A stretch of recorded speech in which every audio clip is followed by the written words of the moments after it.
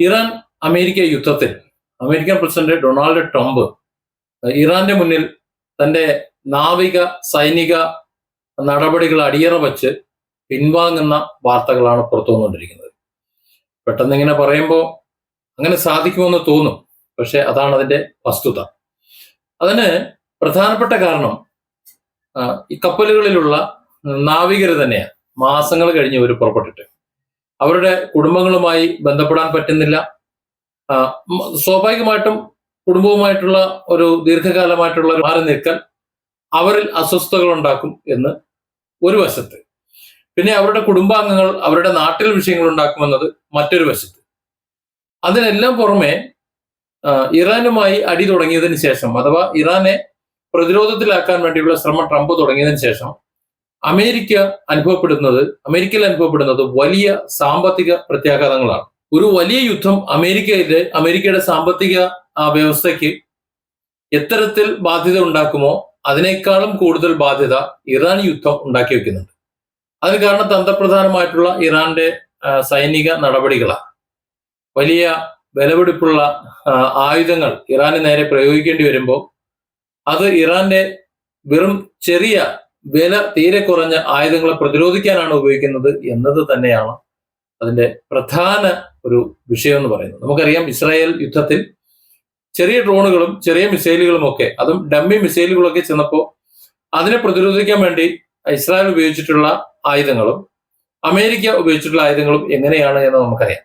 അത് മാത്രമല്ല, ട്രംപ് ഇന്ന് അനുഭവിക്കുന്നത് അമേരിക്കയിൽ തന്നെ ക്രൂഡ് ഓയിലിനുള്ള വില പിടുത്തം വിട്ട് കൂടുന്നു. ട്രംപ് ഉദ്ദേശിക്കാത്ത വിധത്തിൽ കൂടുന്നു. അമേരിക്കയിൽ തന്നെ സാധാരണക്കാരെ നേരിട്ട് അത് ബാധിച്ചു തുടങ്ങിയിരിക്കുന്നു. വലിയ പ്രതിഷേധം അമേരിക്കയിലെങ്ങും അലയടിക്കുന്നു. സത്യത്തിൽ ട്രംപ് കരുതിയിരുന്നത് ഇറാൻ അമേരിക്കയുടെ നേതൃത്വത്തിൽ ഏതാണ്ട് 40 വർഷത്തോളം ഉപരോധം നേരിട്ട ഒരു രാജ്യമാണ്. അതുകൊണ്ട് തന്നെ അവർ പ്രത്യേകിച്ചൊന്നും നടക്കില്ല. കാര്യം രാഷ്ട്രങ്ങൾ തമ്മിലുള്ള കമ്മ്യൂണിക്കേഷനും കണക്ഷനും മറ്റ് ഇടപാടുകളുമാണ് രാഷ്ട്ര വികസനത്തിന് ഉപകരിക്കുന്നത് എന്ന ഒരു പ്രാഥമിക തത്വത്തിൽ ട്രംപ് വിശ്വസിച്ചു പോയതാണ്. ഇവിടെ ഇറാനെ സംബന്ധിച്ചിടത്തോളം തങ്ങൾക്ക് ഇത് തന്നെയാണ് ഗതി എന്ന് നേരത്തെ മനസ്സിലാക്കിയത് കൊണ്ട് മറ്റു രാഷ്ട്രങ്ങളെ ആശ്രയിക്കാതെ, അല്ലെങ്കിൽ അവരുടെ നിലപാടുകളെ നോക്കാതെ, അവരുടെ സഹായത്തിന് കാത്തു നിൽക്കാതെ ഇറാൻ സ്വയം വികസിച്ചു. അത് ഒരിക്കലും അമേരിക്ക പ്രതീക്ഷിച്ചിട്ടില്ല.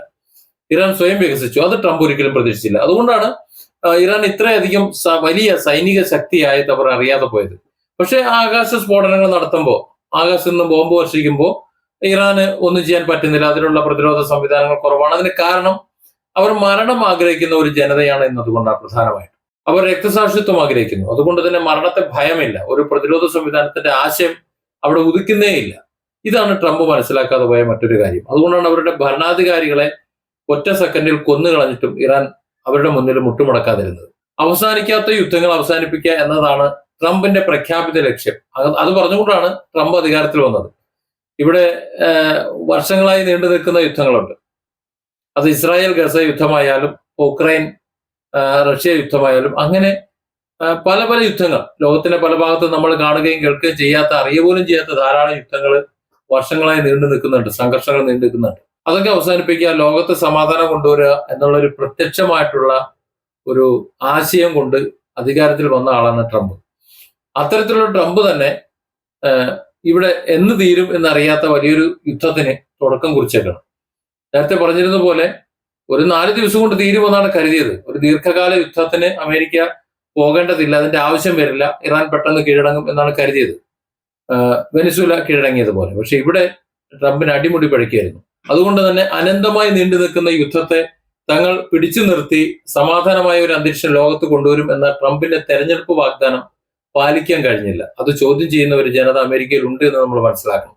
മറ്റൊരു പ്രധാനപ്പെട്ട ഒരു വിഷയം, അമേരിക്ക സാധാരണ ഏതൊരു യുദ്ധത്തിൽ പങ്കെടുത്താലും, അമേരിക്ക ആരുടെ മണ്ടയിൽ ചെന്ന് കയറിയാലും എന്ത് ചെയ്താലും ന്യായം ആരുടെ ഭാഗത്താണെന്നുണ്ടെങ്കിലും നാറ്റോ സഖ്യ രാജ്യങ്ങൾ, ഇനി അതല്ല എന്നുണ്ടെങ്കിൽ ബ്രിട്ടനും ഫ്രാൻസും ഒക്കെ അമേരിക്കയ്ക്കൊപ്പം നിൽക്കുന്നതാണ് നേരത്തെ കണ്ടുവരുന്നത്. പക്ഷെ ഇറാനുമായിട്ടുള്ള ട്രംപിന്റെ യുദ്ധത്തിൽ ഈ പറയുന്ന നാറ്റോ സഖ്യങ്ങളോ അതുപോലെ ബ്രിട്ടനും ഫ്രാൻസുമോ അതുപോലെ മറ്റു രാജ്യങ്ങളൊന്നും ട്രംപിന്റെ കൂടെ നിൽക്കുന്നതായി നമ്മൾ കണ്ടില്ല.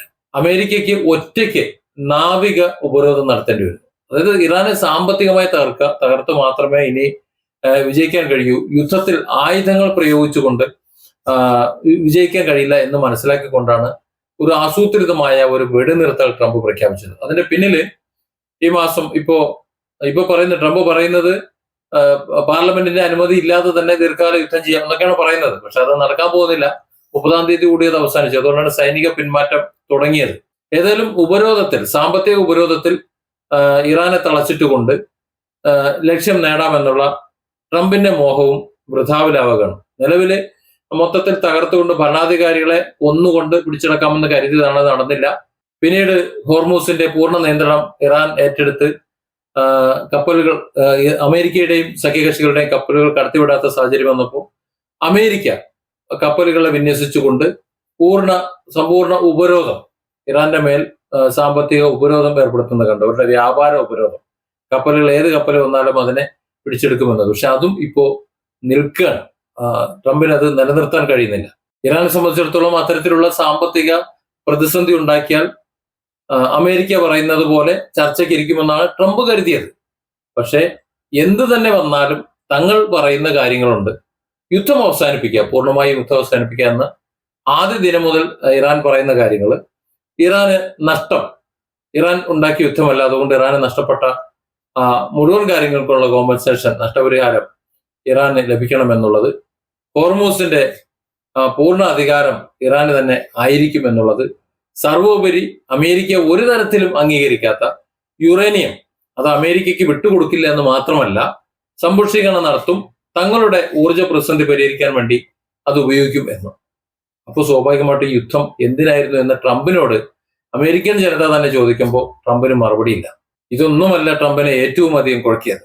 മിഡിൽ ഈസ്റ്റിലെ സൈനിക താവളങ്ങൾ, അവരെയൊക്കെ വിശ്വസിപ്പിച്ച് അമേരിക്ക പലയിടങ്ങളിലും താവളങ്ങൾ ഉണ്ടാക്കി അവരുടെ സൈനികരെ അവിടെ വിന്യസിച്ചിരുന്നു.